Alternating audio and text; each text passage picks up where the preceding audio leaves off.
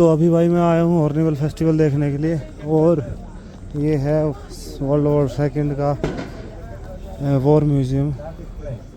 तो भाई देखते हैं यहाँ पे क्या क्या है देखने को। भाई मेरे को थोड़ा सा वॉर की चीज़ों में थोड़ा ज़्यादा इंटरेस्ट रहता है, तो मैं वॉर म्यूज़ियम देखने के लिए आया हूँ। देखते हैं वहाँ क्या एंट्री फीस लगती है, क्या कुछ लगता है। अगर कुछ पैसे वैसे लगते हैं तो मैं आपको बता दूंगा। और आप ये देख सकते हो मेरे सामने, ये पूरा वॉर म्यूज़ियम है। मैं आपका ज़्यादा वेस्ट नहीं करूँगा टाइम, क्योंकि टाइम सभी के लिए बहुत कीमती है।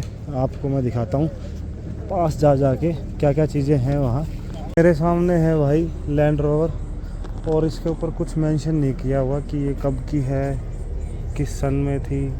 ये है भाई थार, वर्ल्ड वॉर में जो यूज़ हुई है, सेकेंड वर्ल्ड वॉर में जो थार यूज़ हुई है वो है। ये है थार का वर्ल्ड वॉर 2 का फेस लिफ्ट वर्जन ब्रो। भाई ये चीज़ें देखने लायक हैं भाई, उस टाइम क्या चीज़ें यूज़ होती थी वॉर में।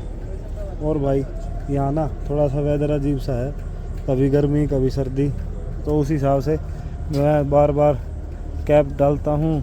ये देखो भाई, इसका नाम मुझे पता है, इसको शायद हम जोंगा बोलते हैं। ये है वो गाड़ी जिसको हम बार बार टीज़ करते हैं किसी साइकिल वाले को कि तेरी जोंगा निकाल ले, तेरी जोंगा निकाल ले। ये है वो जोंगा। तो आप देख सकते हो भाई मेरे सामने वर्ल्ड वॉर 2 की जोंगा खड़ी है। तो भाई मैं ऐसे घूमते घूमते वॉर म्यूज़ियम आ गया हूँ, सेकेंड वर्ल्ड वॉर म्यूज़ियम। और ये भाई इसके बारे में मैं थोड़ी सी इंफॉर्मेशन जुटा लेता हूँ, फिर मैं आप लोगों को बताता हूँ कि क्या क्या कुछ हुआ था यहाँ। क्योंकि अभी मुझे को खुद नहीं पता कि भाई सेकेंड वर्ल्ड वॉर हुआ था 1944 में। तो भाई ये वहाँ की कुछ चीज़ें हैं, जैसे आप ये चमचे देख सकते हैं। ये भाई हरियाणा वाले बंदों को बताने की ज़रूरत नहीं है, क्योंकि ये चीज़ें हम ऑलरेडी देख चुके हैं। तो आप ये देख लीजिए, मैं छोटी छोटी क्लिप्स में आपको डालता रहूँगा। तो मैं तो ज़्यादा टाइम नहीं ले रहा, क्योंकि मेरे दोस्त मेरा वेट कर रहे हैं। और अगर आपको कुछ इसके बारे में कुछ पढ़ना हो तो आप इसको पॉज करके अपने आप आराम से पढ़ सकते हैं। और छोटी मोटी चीज़ें मैं आपको बता देता हूँ। ये असम राइफ़ल के 1st रेजिमेंट के कर्नल था, तो वो है। आप आराम से पढ़ लेना, और कुछ इन्फॉर्मेशन आपको इस बारे में हो तो मेरे को बता देना।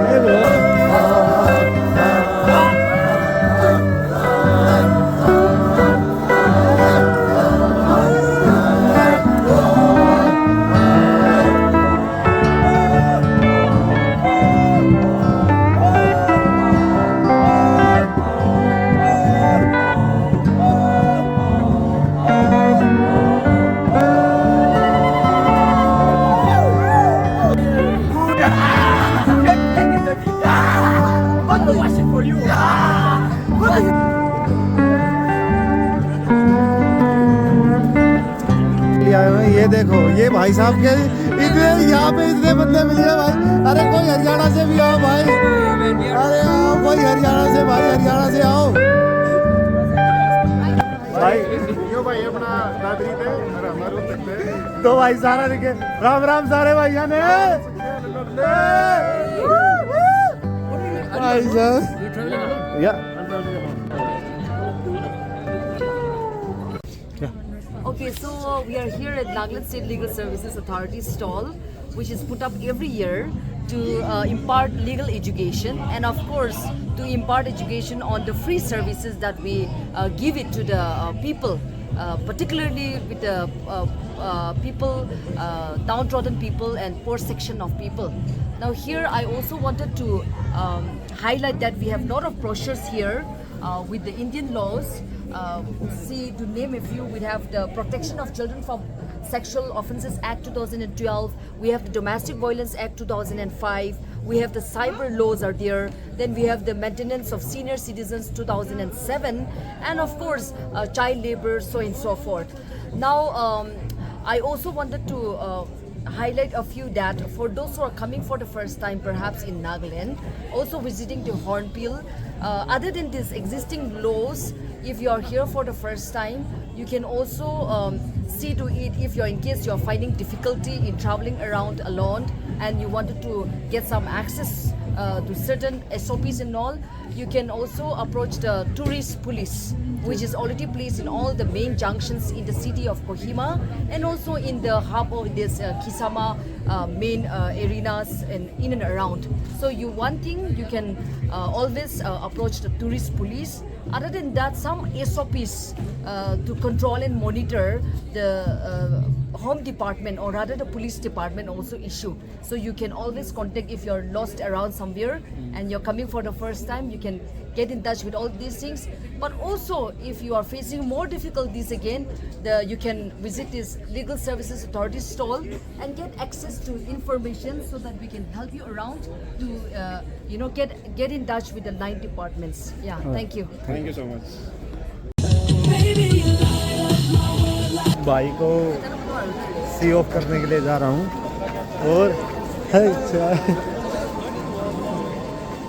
भाई पता है ये नहीं है कि अपनी स्टेट, जब अपनी स्टेट का बंदा आपको कहीं मिलता है ना तो वो चीज़ें कुछ और ही, वो फीलिंग ना कुछ और ही होती है, क्योंकि आप जैसी फीलिंग शेयर और अदर शहर के बंदों से नहीं कर पाते ना, आप अपने स्टेट के बंदे से कर पाते हो, क्योंकि वो वही भावनाएं फील कर पाता है जो वो भाषा वो बंदा जो वो बोलता है। अब हाँ, दिल से बात होती है, क्योंकि हमारे हरियाणा में ना अगर हम प्यार से बात कर रहे हैं तो आपको ऐसा लगेगा कि हम लड़ाई कर रहे हैं ये बहुत कॉमन चीज़ है भाई, क्योंकि मैं आदर्श और रवि के साथ रहता हूँ तो मेरे को ये चीज़ फील होती है। वो थोड़े टाइम जब मैं ऐसे करता हूँ ना कि मेरे मजाक करने का तरीका थोड़ा अलग है, उनके मजाक करने का तरीका थोड़ा अलग है, और यही ट्रैवल है भाई। अगर ये ज़िंदगी जीनी है ना भाई, पर अपने शहर का अपनापन ना, वो भी भाई मैं ये बोल रहा हूँ उसका कोई जवाब नहीं है ये भाई मेरे अब तो मेरे गांव से ही है, ये लगा ले। अरे 50 किलोमीटर कुछ ज़्यादा नहीं होता भाई। और मैं ज़्यादा हिंदी में बात ना करूं क्योंकि ना हमारी ऑडियंस सारी हरियाणा की है, तो हरियाणवी में बात करा। जो थोड़ी ऑडियंस हिंदी की है ना, वो मेरा जो मैं उसमें सबटाइटल डालूंगा वो पढ़ लेना। और भाई तो इसका गैल मैंने मेरे हिसाब से 2-3 घंटा आराम से बिताया, 3 घंटा बिताया है। और इसो लागे जिस तरह पिछड़ो मेरा पिछड़ो बस भी लो भाई, ज़रूर घूमना एक पैशन है भाई, इसमें एक्सप्लोर करो जितना हो सके भाई। ज़रूरी तुम्हारा travelling is the best education, ये चीज़ बोली जाया करे। घूमना एक सबसे बड़ी एजुकेशन है, उसे अचीव करो, ठीक है, घूमो फिरो जितना हो सके भाई। ज़रूरी नहीं है कि आप फ़ोन उठाओ, यूट्यूब चलाओ, यूट्यूब में वीडियो डालो, घूमो, एजुकेशन लो। और दूसरा वो बताओ कि ये चीज़ें तुम्हारी स्टेट में ऐसे हैं, ये चीज़ें तुम्हारी स्टेट में ये है, तो भाई तुम क्या हमसे दूसरे देश क्यों आगे है? क्योंकि वहाँ के लोग ना बहुत ज़्यादा घूमते हैं। अगर किसी अपने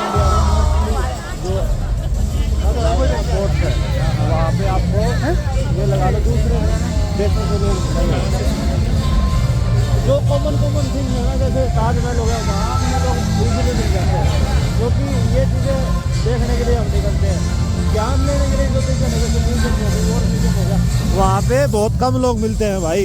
ये अभी हम आ गए हैं म्यूजिक एरेना में। सी कॉपीराइट आने का भय है पर हम ब्लॉग करेंगे।